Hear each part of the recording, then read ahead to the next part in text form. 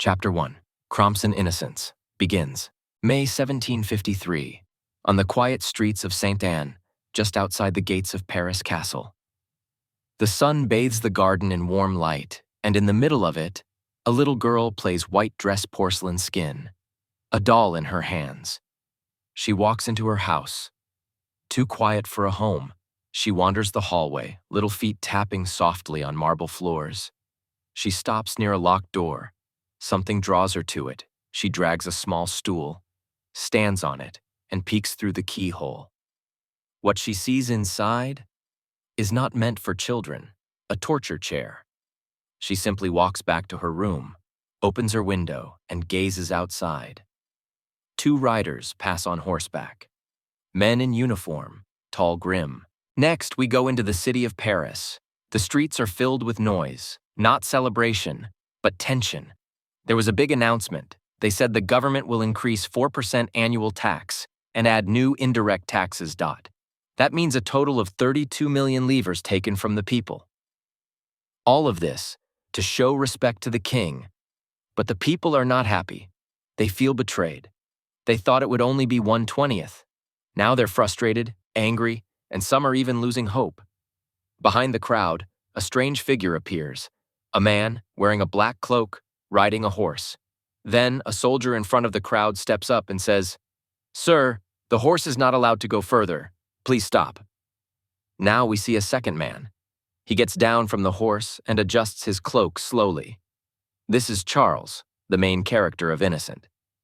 His father, already walking ahead, turns back and says, "Please hurry, Charles." Suddenly the people in the crowd turn around. Their eyes lock on something. The emblem on their cloaks. A symbol. A name. The crowd begins to murmur. A small girl sees them walking through the crowd. She looks curious, but before she can say anything, her mother quickly closes her eyes. She pulls her close, like trying to protect her from something dangerous.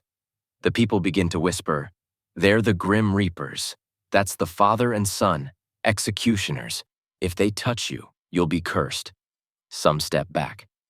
Others lower their heads. Fear spreads like fire. They don't see two men, they see death walking. As Charles and his father walk forward, the people begin to splash water on the road, cleansing the path where the executioners stepped. Not to honor them, but to wash away their presence, like they are filth, like their footsteps poison the earth. And inside the great city hall of Paris, Charles was expelled from Hardy's boarding school in Rouen. Not because of what he did, but because of who he is. They said it was for bullying. But the truth? The parents of his classmates demanded it. They didn't want their children near an executioner's son. No school will accept him.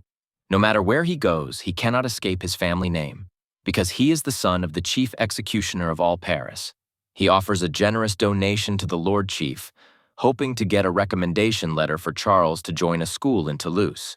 He doesn't gov letter politely, not out of respect, but to remind them both who they really are. Then he looks at Charles and says, "Express your gratitude. Raise your head." On the way back home, Charles cries, loud and broken. He is hated for his blood. At the Sanson estate, two workers pull in a large wooden box, heavy.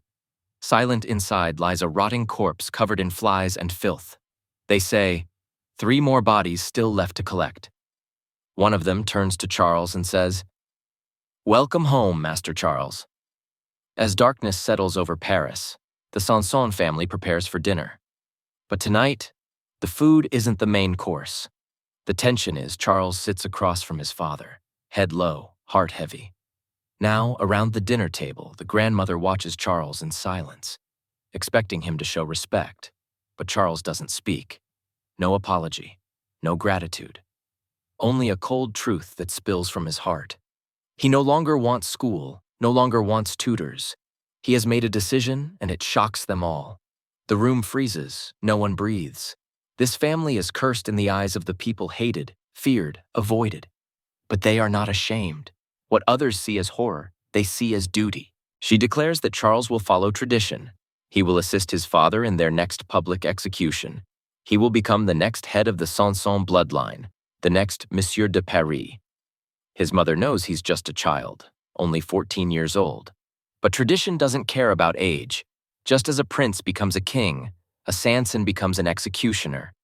This is not a choice, this is fate. Before they eat, the family bows their heads in silence. Sanson family begins to pray. In that silence, we see the full lineage. The mother, father, 3 sons, 1 elder sister.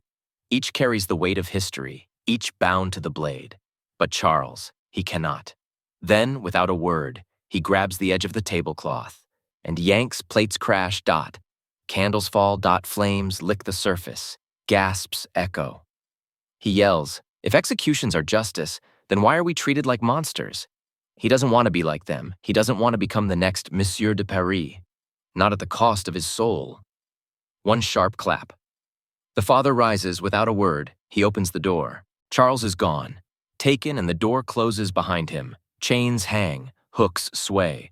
The shadows whisper. Screams from the past. Charles now sits tied to a torture chair. His small body shackled. Eyes swollen with fear. A father. An executioner. A teacher. The trial begins, he begs, just to go to the bathroom. But the chains don't loosen. The room stinks of old blood and rot, and no one listens. Then father says, "Will you succeed me?" Charles shakes his head, tears falling faster than he can speak. He's only a child, but legacy? Doesn't care. Charles can't hold it anymore. His body gives in. He wets himself. Right there in the chair, a single eye, peeking through the keyhole. A young girl. Face blank. Staring into the horror no child should see.